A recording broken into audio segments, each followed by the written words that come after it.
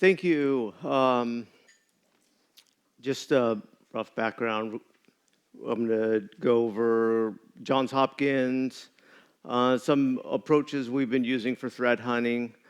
We're going to do a little data science intro and how we're applying it to cybersecurity. Matt's going to get into some DNL hijacking.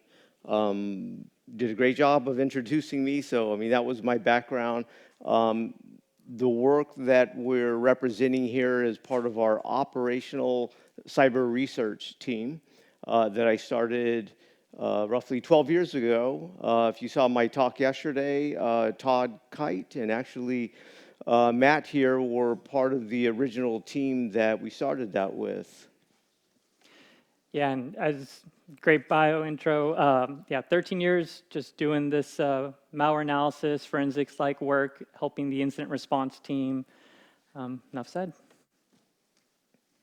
So I did give a presentation yesterday. This is kind of a continuation of it. So if you saw my presentation yesterday, there's going to be a little bit of overlap just so I can kind of set the stage for some of the topics we're going to get deeper into. Johns Hopkins University Applied Physics Laboratory. We're a research center for the U.S. DoD, so we're a U.S. defense contractor. So people get us confused with the university or medical center, and we are a separate entity. And because so, we're attacked by really nasty, bad adversaries, nation state, APT, sophisticated adversaries, whatever you want to call them. We get attacked by the baddest of the bad for sure. We see a lot of that activity. So much that in 2009, we actually made the papers for it. It's not what you want to make the papers for, but in 2009, before I started, in 2013, we had off the internet completely for 2 weeks while they responded to a specific nation state. Interesting, ironic story, though. In 2009, I worked at a different defense contractor dealing with an incident by the same adversary. So I was very well versed in what that adversary could do. 2014 were the victims of Heartbleed. That was very interesting incident, very unique. There's a link there at the bottom if you guys want to read about it. John Glyer, I believe, from Mandiant wrote that. So it's really interesting how they were able to exploit the vulnerability, pull tokens out of memory. But that's kind of our background with that. Like I said, the work that we're representing is our operational cyber research team, and this is kind of our founding pillars of how we do cyber research. So yesterday we kind of went over the limitations of SIEMs and kind of why we went into other means of doing data analysis. We wanted to use more statistical methodologies, behavioral methodologies. We wanted to get into feature engineering. We were very limited with SIEMs. I feel like, so as I took a step back and I looked at data analysts, not necessarily cyber data analysts, but just data analysts, I felt like cybersecurity was very behind of what data analysts were doing in other industries. They were using Python, they were using machine learning, there was data analysts, and they weren't like PhD data analysts that that maybe we think of. They were using Python libraries and sklearn and PyOD and NumPy and Matplotlib, and applying it to real-world problems, predicting people, buying at different times of the year and things like that. And I was like, they think differently. We think a certain way in cyber because of the limitations of our SIEM. So I started experimenting with Python and Pandas, and that's really what the core of this is about. Now, just a little Disclaimer, I'm not a data scientist. Matt's not, Neither. Nope. Matt's not a data scientist. Luckily, we have a data scientist on our team, and he gets to keep us in check. Like, yeah, that you can't do that. I always joke around that I was doing some clustering with k-means, and I was using source port as a numerical feature. And he reminded me, hey, Anthony, it is a number, but it's not a numerical feature. It's a categorical feature.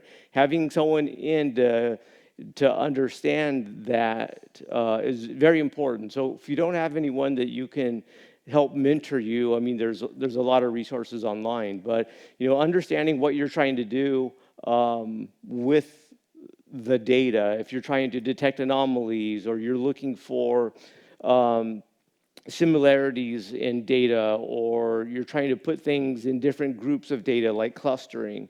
Like I said, understand numerical versus categorical versus binary. And there's an error there. User warning, duplicate values are leading to incorrect results. That's a warning I've gotten several times because the last time I did it, I was using local outlier factor with its default distance metric, which is Euclidean distance. And I was using binary features. And as it says up there, you don't want to use a distance metric for 0 and 1 and 1 and 0. And there's little things, so there's some things you got to know about data science. You don't have to have a PhD, but there's some things you need to know. And doing some research, I found this out. Matt's going to talk a little bit about that more, and then understand the primarily unsupervised methods that you use. One reason we focus on unsupervised methods is because we don't have labels. We don't have labels that say this is good or that is bad. Because we don't have labels, we can't use supervised learning, because we can't train our data and then test our data and then have accuracy scores like precision and recall to understand if we overfit or underfit our data. We just have a lot of raw data, and what we're trying to do is finding statistical anomalies through different methodologies. And scikit-learn is a great example because they have a ton of libraries that you don't have to understand the math that's underneath it. And we're going to show you some examples. Got to know a little bit of Python, but not a big deal. We're not like programming. It's just you got to understand, primarily pandas, and I think the parameters are the most important thing about getting your data in shape, and then the parameters for the learning itself. So just understanding the road that I'm going to take, I'm going to start with some very wide net, some uniqueness on web data. We're going to cross-reference a couple of databases, and then we're going to get into some statistical analysis for command and control beacons, and then we're going to do some k-means clustering on active C2 candidates, and I'll kind of give you the idea. The other thing I wanted to mention too is, we're looking at, and I'll talk more about this as we get into this, I look at this as being a bunch of Venn diagrams. The data is going to be in there somewhere, and sometimes it's putting a lot of these Venn diagrams together and looking for that overlap. That overlap may be correlation, but it may be more code to get to that particular overlap. So we're going to start here with just real general, guys. Let's look at weblogs, where the distinct host count is less than 6, and the count there's been more than 10 connections. Extremely general, because what I'm thinking in my head is we have an adversary. They've compromised less than 6 systems. They're beaconing to the internet, and they've at least got 10 beacons. Now, if we can't, that's pretty wide net. That's very general, but I also got 44,000 entries there. So that's going to be in a data frame. In a SIEM, there's not a lot I can do with it at this point. But in Python, I can take that, and then I'm going to take that FQDN, that destination host, and I'm going to pass it through a database. So basically, what I'm doing is I am going to if it matches in this particular database, if there's a match, meaning that it's newer in our environment, say this isn't something that everybody's going to, the prevalence is low and it's newer in our environment. That's kind of what this database is showing. I'm going to put I'm going to create new columns with binary features that represent that. And then I have two different databases here that I've kind of went through to prune that data. So if I look at it from the perspective of, I start with 44,000 entries, I do a query on one database to look for matches, it gets it down to 741, then I cross-reference another database and I get that down to 29 entries. What I end up with is this subset of data that, then I can do more with. Again, this is not stuff that you're doing so much in a SIEM. There we go. So now what I'm going to do is with those 29 entries, I'm going to take the destination host and the host, and I'm going to move into this next section. And I'm going to pull all the web traffic down from those pairs. So 29 pairs of host and desk host.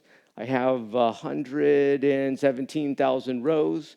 What I want to do then is I'm going to apply some statistical analysis to this. What I'm looking for is I'm looking for beacons, okay? And I'm not defining what the beacon is. What I'm saying is to myself, now you can use percentiles. I'm using quartiles here, but the bytes in and bytes out, I want to take the top 25% and the lowest 25% for every grouping pair out. And then I'm just left with the data that's in the middle, the bytes in and bytes out in the middle. So then what I want to do is there's a date time library within Pandas in Python. And so what I'm doing with this is I'm taking that remaining data and I'm grouping it by hour. And then I'm counting how many connections it has per hour. Here I have a count is greater than or equal to 20.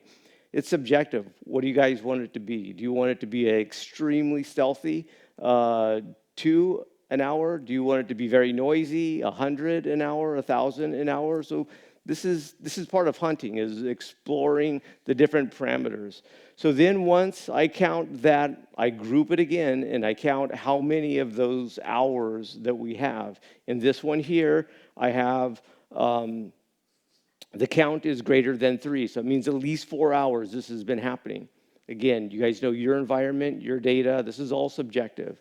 So now I have what I consider that would match beacon-like activity.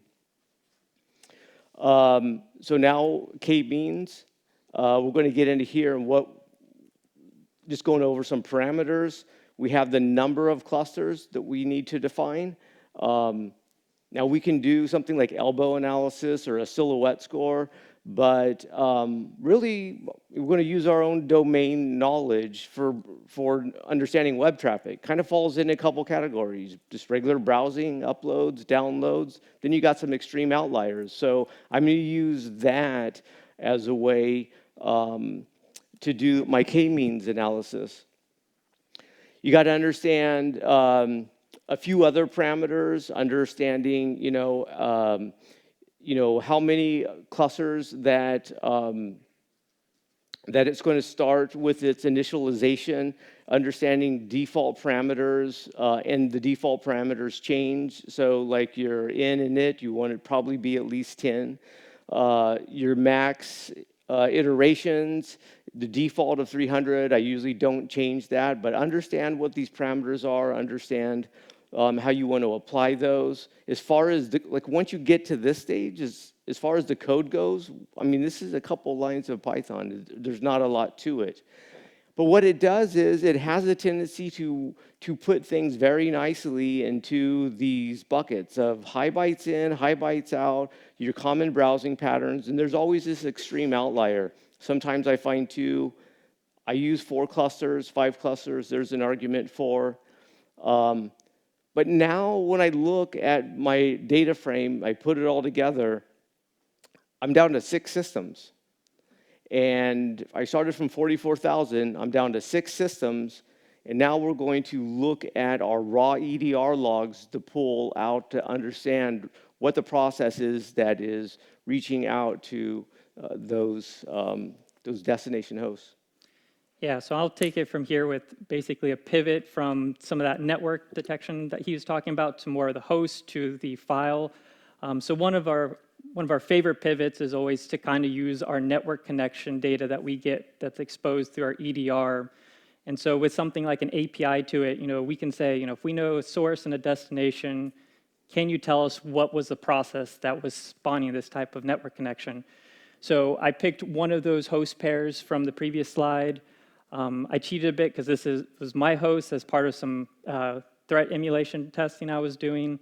But you can see here, we have the host, and then we have the file path for the process that was behind that. So the scenario that I'm going to go into is centered around the concept of DL hijacking, although a lot of the stuff I'm going to talk about is mostly agnostic and can be applied to multiple different attack techniques. But for those who aren't familiar, DL hijacking is essentially where an adversary stages some DLL in such a way that it tricks the Windows operating system into loading it as part of some trusted execution. In this case, we have DISM and DISM core. DISM is a Windows signed and trusted executable, but when ran, it will end up loading this DISM core, which is not signed or trusted, and something I put there. So I mentioned, the attacker has tricked the Windows operating system, and just real quick on that, essentially the whole notion behind that is when Windows is told to basically load some library, it's got to find it first. And so it does this by walking down an ordered list of file paths, and the first place that it finds that file that's requested is the one that's used. So all an attacker has to do essentially is make sure that their DLL is found first. Something that's not talked about as often is how these DLLs are built or composed of. So I just want to introduce this notion that, generally speaking, you can break it down into 2 ways that this is going to go. One is where the attacker is adding their attack code to some benign source code for their target DLL. And the second scenario is maybe the attacker doesn't have the source code for the target, or maybe they don't care about that, and essentially the whole DLL is just attack code. And depending on these scenarios, you'll find that the DLL is going to be either much larger or maybe even much smaller than normal. So as we talk about, how can we use this Python hunt for more of a file analysis approach even, the approach that I'm going to present on here is that of simply comparing things. If we have a suspicious DISM core, can we get a bunch of good DISM cores that we trust and compare them in some meaningful way as to make some determination on the potential classification of this DISM core, whether it be benign, suspicious, malicious, etc. In order to make this comparison worthwhile, we need to find a good set of characteristics or features that we can do meaningful comparisons on. So I have 2 statistical approaches that I'm going to share, starting off with z-score. Just very quickly on this slide, I'm just going to draw attention to the fact that we have our files, the suspicious one and the benign files, and we have our file sizes. So what can we do with those file sizes alone? So very basic initial approach. What if we look for how much they're varying statistically? And to do that, you could implement something like a z-score, which when ran on these numbers will tell you in how many standard deviations away that number is from the mean. So just a statistical method for finding these more anomalous numbers. You can see here I have a snippet of code that shows exactly how to do it. It's 3 lines of Python, very simple. You import the function, you use the function to build a new column in your table, and then you print out the table with the columns you care about. But just by doing this alone, you can see on the right where we have our file size z-score, the suspicious file in question is like 2.44 standard deviations above the mean, which is pretty significant, especially when you consider all of our benign files are sitting around 0.3 and 0.5 standard deviations below the mean. So our next approach is the similarity matrix. And before we get into the usage of that, I wanted to kind of backstep into the features again and talk a little bit more about that. So this is by no means an exhaustive list, but these are some of the features that I like to use whenever I'm trying to inspect and compare files like this. So one that I actually favor a good bit is this internal name feature. So basically, you can think of it as a hidden file name that's embedded in the file, populated whenever the file is built, and almost never changes. So what you can do is you can grab that, maybe compare it to the file name of the file itself, and if there's a mismatch, then you know that that file was renamed at some point in time by someone or something. In of itself, actually, it's a great detection. File size we just talked about and how its variation is significant. File path. So we talked about DL hijacking. Where it's located is vital, so we can try and take that into consideration. Maybe we want to infer some amount of trust based on, if DISM core is in system 32, or if DISM core is existing in like the user downloads folder. Sections, I won't go too deep on that. There's a lot you can do with it. It's basically the logical breakdown of these files in terms of like executable code, data, resources, etc. But without any like reverse engineering skill set, I mean, you could very quickly just say things like, how many sections are there in there? What sections by name are present? What are the ordering of the sections? What are the sizes of the sections? All of these are meaningful features. Digital signatures, great one for early filtering. If you trust a certain publisher, maybe you don't want to potentially fire on something like a Microsoft signed executable. You can use this early stages of your hunt and just do some whitelisting and filtering out. And then the last feature, the one we're going to focus on for a majority of the rest of this talk, is that of the imports and exports. And this one is great because it gives you a little more of an insight into what these files are capable of or the intending to do. So returning back to our table with our features, I'm just going to quickly call out that there is some feature engineering going on here as we focus on the import-exports. With the exports, I'm just prefacing it with the export tag and a delimiter. And then for the imports, in order to represent them, we have two bits of data here. We have the library, and we have the function name. And we want to really preserve those relationships as we use these features. So my simple solution to that was just to mash them together with the delimiter. So you end up with something like this, where you have kernel 32's virtual alloc in just one string. And these are categorical features. You'll notice the ones and the zeros, binary features actually. The one representing the fact that that function is being exported or imported, and 0 meaning its absence. So similarity matrices, I really like these. I'm a visual person, so these are good by me. Essentially what we have here is a matrix comparing every file to every file in our data set. The similarity scoring here, very simple. We're just going to take the number of functions that these two files share, divided by the number of functions in total between these two. So that simple quotient is essentially going to be the scores you see in all these cells.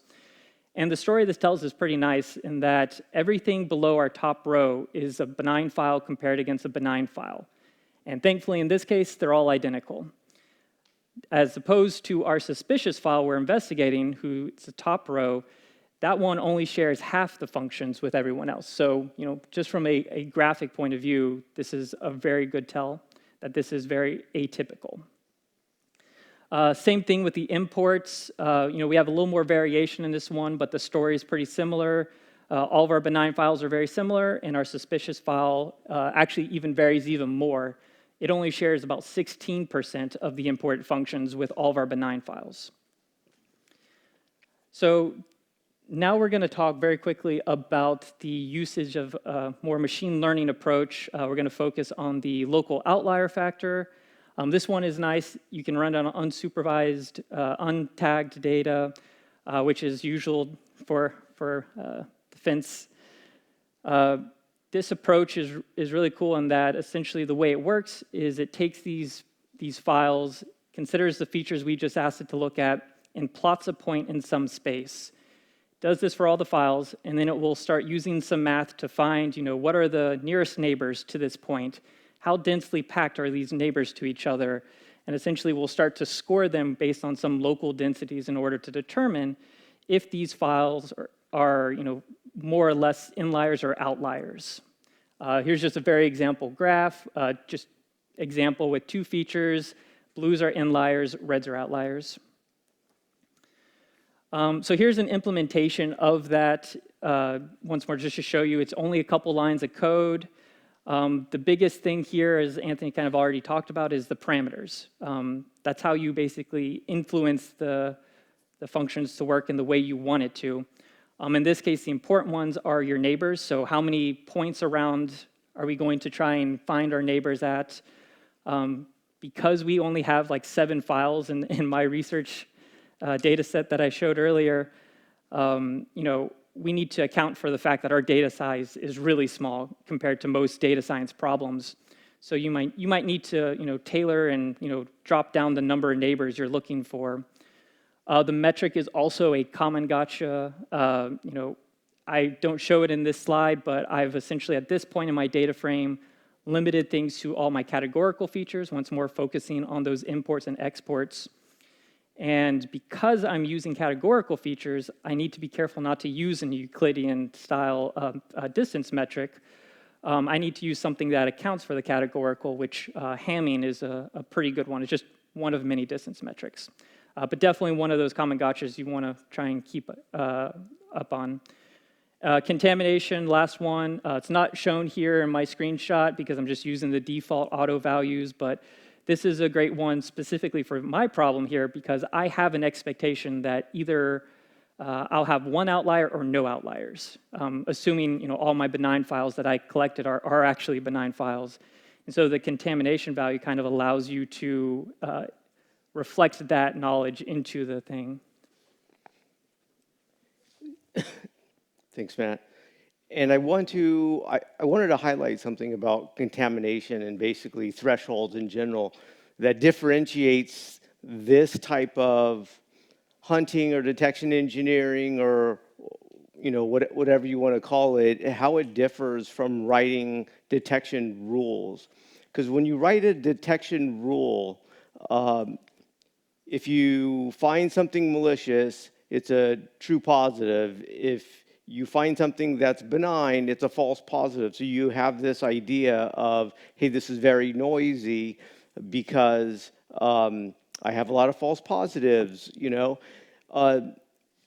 In supervised machine learning, you also have accuracy scores, like I mentioned earlier, like precision and recall. You can say, I'm overfitting this, I'm underfitting this, You can make decisions on whether you want to higher recall or precision. But what this is, you're looking at outliers and anomalies. So if I set my threshold to like 1% outlier, so I have my data, if I set it to like 1% threshold, I'm going to get 1% all the time. Every day, I'm going to get 1%. And so it's a philosophical different way to approach data. And you don't want to just be sending 1% of every one of your analytics, right, to a SOC. It's like, how do you use that data? And it kind of goes back to those Venn diagrams that we had earlier. And that's how we use a lot of this types of anomalies is either starting points or, maybe a beginning place for an investigation. But yeah, it's a philosophical different approach to how we do things. And I think just in general, what I call this is state-based analysis, where you have a state and you continue with that state. Either you're adding binary components to it, or you're reducing the amount of results that you have. Feature engineering. I mean, Matt, created over 200 and new. Basically, if it's an Excel spreadsheet, he's created over 250 new columns. Distinct columns that he could then use, a machine learning outlier detection model against. I think there's a skills evolution here. I see a bunch of vendors trying to create easy buttons, and then people click on the easy buttons, and then they don't know what to do afterwards. So I just think that like Python's not difficult. Like if you're using SPL and SQL and KQL or whatever, you could learn Python, and you got to know some basics about some machine learning and statistics. And also the other thing too we didn't really get into a lot is we use Jupyter notebooks and VS Code, and that's easy. Just to, if I have a hunt like methodology, I can share it with someone. Just give someone, you could have a Jupyter server, and then you guys can share hunt, notebooks, or give it to someone. It's like, hey, Matt, I took it this far. Matt knows more about, diving deep into DLLs, so I hand it off to him so you can do more collaborative work like that. So it really supports team-based hunting. We've been very successful with this. We're not experts in machine learning. We're just applying what we know. And now, as far as resources, there's like a ton of resources. There's like YouTube channels. There's like, if you ever heard of, Udemy or Coding Nomads, there's like 1,000 resources for everybody. You don't got to have a PhD, and you don't got to go take a bunch of classes. This is us just grabbing stuff off the internet. Now, the focus has been on unsupervised machine learning, granted. There's some applications in supervised, just a little bit more challenging. With that done, thank you for your time, guys.